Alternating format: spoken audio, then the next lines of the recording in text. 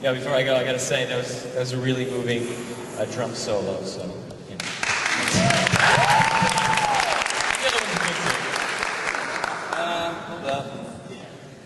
Yeah, I wanted the one with the crazy orange ribbon. You know, the reason they have that is so that the microphone can eat an icon for free. Anyway, so I lost my violin, so I guess I'll have to do some stand-up. So here we are at the College of New Jersey, right? Some people hate New Jersey with like a passion. I'm not really sure why, but whenever anyone from out of state asks me where I'm from, I say New Jersey, and they're always like, I'm so sorry. It's because they don't know anything special about New Jersey, but when I was in elementary school, we were learning about our state, the Revolutionary War. I was taught that New Jersey was called the crossroads of the Revolution. So there you go. I don't know what that means. I once asked my teacher, what does it mean that New Jersey was the crossroads of the Revolution? Well, you see, crossroads of the Revolution. That's enough social studies for today, yeah. Math, now. I think what it means is that there weren't a lot of battles in New Jersey, but the Patriots went through New Jersey to get to where there were battles. Which is why we have so many highways. We're not industrial, we're patriotic.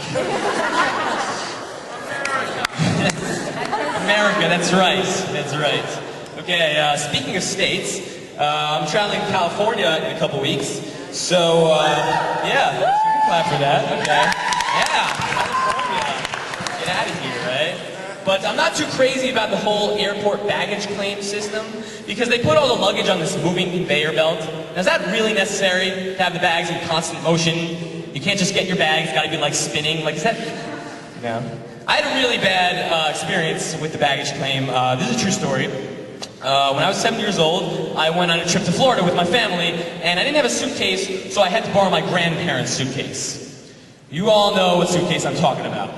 That plaid one from the Great Depression. The one with like the first zipper ever made, yeah.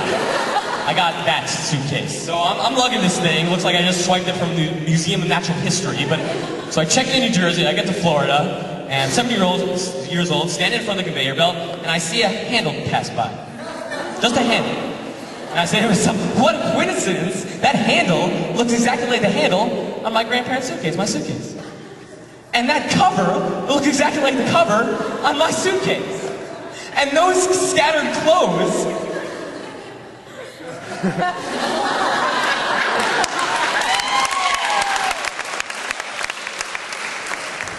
apparently, my ancient piece of crap suitcase fell apart on the ride over. So I'm like running between strangers, gathering my clothes before they're carried off into the distance. Yeah. Long story short, I took someone else's bag. I was like, screw it, as long as they have a toothbrush. Another bad thing about the airport, I'll move to this side of the room. You know, another thing about the airport is that the ridiculous, like, security and all that checking, it takes hours.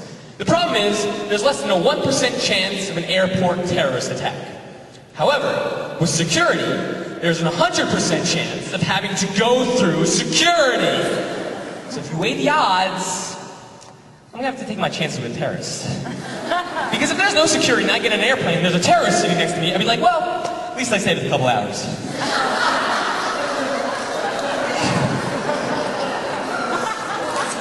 You're about this new thing they have in airports for the security. They have this X-ray machine that can see through people's clothing.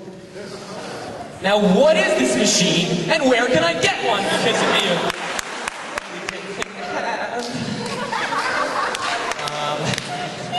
I don't get it. Are there actually people saying, you know, with these security guards groping me, looking through my personal belongings, and seeing me naked, I just feel safe.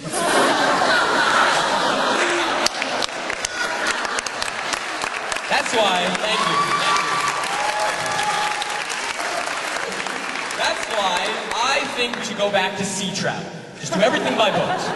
Because who's going to hijack a boat? I mean, really, what could you possibly do with a boat? You know, terrorists get on, all right, now that we got the boat, we'll steer it straight into the beach. And the people won't be able to swim there anymore. It's very unpleasant for them. People will knock over some sandcastles. I feel stupid sometimes. Anyone ever screw up their right and left, you know, confuse them? Raise your right hand if you ever do that. Okay, here's the part of the show where everyone makes the same exact joke. Ready? It's my left hand, you told me to do the right one. Oh, man. Nobody made that joke? No? All right, you're not as clever, I guess. That's why you're scholars, right? Okay. Not bad, not bad. I'm a scholar, too. Something to be ashamed of. Okay. So, no, but I'll be at my friend's house, and I'll ask where the bathroom is, and they'll be like, oh, yeah, it's down the hall, to your left. We'll be walking down the hall, you know. Yeah, they'll call me from me. Yeah, it's the one to your left. Damn it! Your other left? I hate when people say that. They think they're so clever when they say that. Your other left? Like, they're the first person on the planet to ever use that line, right? But I can't admit that I'm a moron and don't know my right from left, so I always have to come up with excuses like, oh, no, I know. It's just that I thought you meant your left. We're facing the same direction. Yeah, but the thing is that I realized before I go to the bathroom, I have to use your front door to leave. So I'll see you later. You think I'm kidding, but you have no idea how many times I left my friend's house for no reason. Just because I had to go to the bathroom.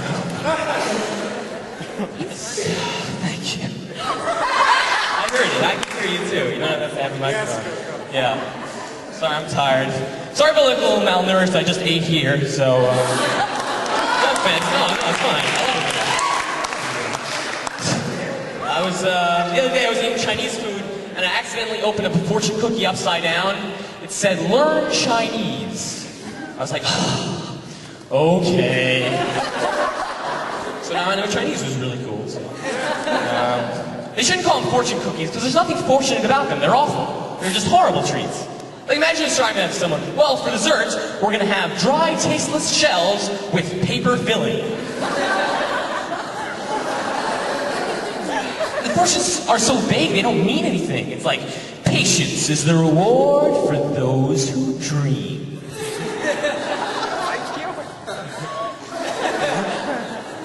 I actually got that exact fortune in a cookie, but the crazy thing is, 2 weeks later, it came true. I was like, holy crap, no way! How did it know? Thank you very much.